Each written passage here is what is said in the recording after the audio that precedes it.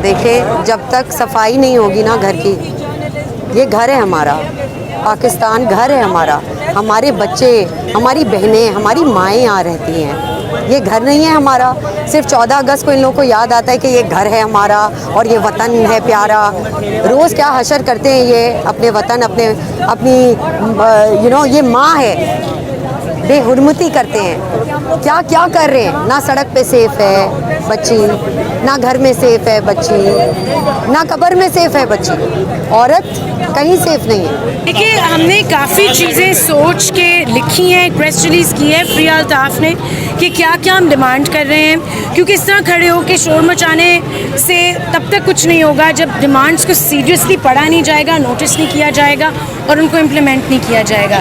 ये एक long term problem है, इसमें शॉर्ट टर्म सोल्यूशन नहीं हो सकती। हमें अपने बच्चों की जो तरबियत है उनको बेहतर करना है। स्कूलों में ये कोर्सेज शामिल हों कि अवेयरनेस क्या होती है, रेप कल्चर को रोकने के लिए और बदलने के लिए बच्चों के दिमागों से तरबियत बचपन से शुरू करनी चाहिए। लड़कों की तरबियत, बेटियों की तरबियत, क्या गुड टच है, बैड टच है, बोलना है, कब बोलना है। अगर लोगों को डर लगेगा बोलने से तो वो नहीं बोलेंगे। सो एक तो उस डर को ख़त्म करना है कि आपके साथ कुछ हुआ है, आपने बताना है। उसके अलावा स्पीडी ट्रायल्स चाहिए कि कन्विक्ट हो सके, जिसने जुल्म किया है वो कन्विक्ट हो सके। और public hanging I don't think complete solution है, उससे और वायलेंस बढ़ता है। उसके साथ साथ ये तरबियत में चेंज लाना है, क्योंकि हमारे मुल्क में इन चीज़ों के बारे में बात नहीं होती। रेप टेस्ट को आम करना है कि अगर किसी के साथ कुछ हुआ है तो वो जाके फ़ौरन टेस्ट करा सके। अगर किसी के साथ कोई इंसिडेंट होता है तो फ़ौरन पुलिस उस मोमेंट पे आ सके। पुलिस जब तक आती है सब कुछ ख़त्म हो चुका होता है। तो ये सारी चीज़ों को बदलना है और इम्प्लीमेंट करना है।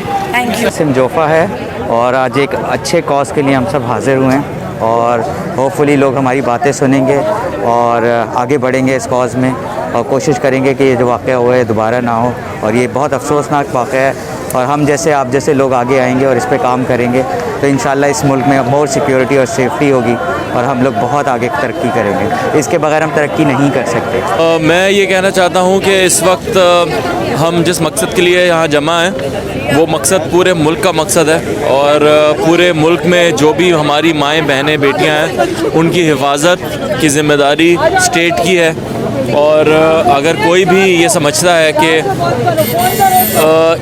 जो हो रहा है वही होता रहना चाहिए तो बहुत गलत समझ रहा है। और अगर कोई भी CCPO ये समझता है कि औरत के साथ जो भी हुआ है वो उसके देर से निकलने की वजह से हो या कोई भी ऐसी बात है तो मेरे ख्याल में बहुत गलत सोच है, इसको बदलना होगा। मैं शुक्रिया। अस्सलाम वालेकुम, मेरा नाम हसन अहमद है और हम लोग इस वक्त यहाँ पे प्रोटेस्ट करने आए हैं।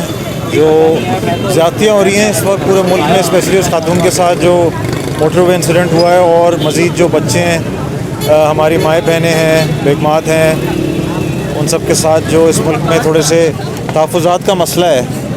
तो हमारी स्टेट रिस्पॉन्सिबल है इन चीज़ों के लिए और हमें कोशिश करनी चाहिए कि हम इन प्रोटेस्ट, पीसफुल प्रोटेस्ट के ज़रिए उनके पैगाम पहुँचाएँ कि आप लोग को इस चीज़ की ज़िम्मेदारी लेनी चाहिए।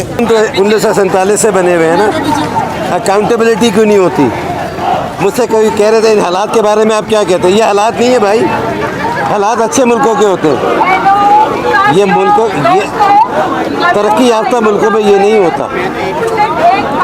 मैं सिर्फ ये मैं आपको बताना चाह रहा हूँ कि बहैसियत इस मुल्क के शहरी, इस मुल्क के मर्द हजरात होने की नाते ये मैं जिम्मेदारी अपने ऊपर लेता हूँ। मैं शर्मिंदा हूँ कि मैं अपने मुल्क की ख़वातीन की हिफाजत नहीं कर पा रहा हूँ। ज़रूरी हो गया कि हम उसको देखें कि हम उसको किस तरह चेंज कर सकते हैं, क्योंकि चीज़ें चेंज नहीं हो रही बल्कि बदतर होती जा रही हैं। ज़्यादा बच्चे रेप हो रहे हैं, मर्डर हो रहे हैं, औरतों को कहीं हिफाजत नहीं है। सबको डर लगता है कि हम घर से बाहर कैसे निकलें।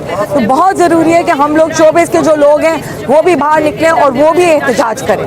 My name is Shima Kirmani and I am here in front of the Karachi Press Club. We have been protesting for the last many days after the motorway incident. We are very, very angry and we are very upset that the authorities have not looked into the matter properly, that the person who is supposed to provide us security and safety is telling us how we should dress and at what time he should leave the house. We find this totally unacceptable. We are against this rising cases of violence on women, on little children, on older women, and every day we wake up, we read a case of so-called honor killing, which we call dishonorable killings. We will not accept this. We are here to show solidarity, and we feel that violence against women must end. It is a duty of the state, it is a duty of the government to provide us our constitutional right, which is safety and security of life. This is Pakistan Observer. Visit our YouTube channel for more informative videos. Thank you.